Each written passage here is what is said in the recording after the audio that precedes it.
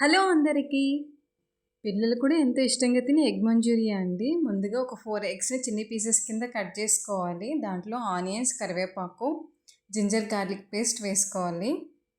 ఈ egg Manchuria అయితే చాలా టేస్టీగా ఉంటదండి. బయట క్రిస్పీగా, లోపల మెత్తగా ఉంటది. మనకు కావాల్సిన జింజర్ గార్లిక్ పేస్ట్ వేసుకొని 2 స్పూన్ కార్న్ ఫ్లోర్, అలాగే 2 స్పూన్ మైదా పిండి వేసుకోండి.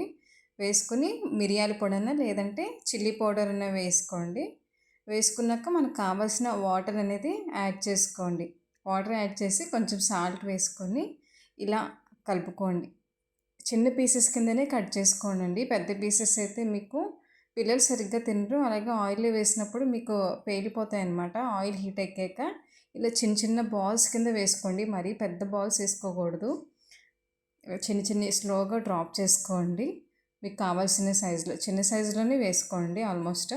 వెంటనే కలపకుండా కొంచెం ఒక సెకండ్ వదిలేసి అప్పుడు కలపండి. కలిపాక నెక్స్ట్ మనకి ఈ కలర్ అనేది గోల్డెన్ బ్రౌన్ కలర్‌లో చేంజ్ అవ్వాలన్నమాట. ఇలా గోల్డెన్ బ్రౌన్ కలర్‌లో చేంజ్ అయ్యాక మీరు తీసేసేయచ్చు. ఇవి చాలా టేస్టీగా ఉంటాయండి. ఎగ్ అనేది ఇష్టపడే వాళ్ళు ఇవి చాలా ఇష్టంగా తింటారు. మీరు కావాలంటే ఉత్తివి ఇలా తినేయచ్చు.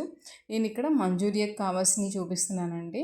మనం మెయిన్ కడాయిలో ఆయిల్ వేసిన కొంచెం ఆనియన్, గార్లిక్, కరివేపాకు, టొమాటో కెచప్ వేసుకోండి.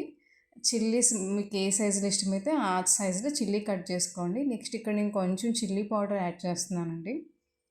అలాగే నా దగ్గర మీ దగ్గర ఏమన్నా సోయా సాస్ ఉంటే సోయా సాస్ వేసుకోండి. నేను ఇక్కడ సాల్ట్ వేసాను. నెక్స్ట్ చిల్లీ సాస్ వేస్తున్నాను. గ్రీన్ చిల్లీ సాస్ వేస్తున్నాను. నెక్స్ట్ కొద్దిగా లాస్ట్‌కి కరివేపాకు వేసాను. కరివేపాకు వేసాక మనం లైట్ ఇలా కలుపుకొని నెక్స్ట్ మనము ఫ్రై చేసుకున్న ఈ ఎగ్ బాల్స్ అనేది ఇందులో వేసేసుకోండి. ఎక్కువగా కలపకూడదండి, విడిపోతాయి. స్టవ్ ఆఫ్ చేసి కలిపేసేయండి. ఇలా అయిపోతాయి. మా బాబు అయితే చాలా ఇష్టంగా తింటున్నాడు. వీడియో నచ్చితే సబ్స్క్రైబ్ చేసుకోండి. Thank you.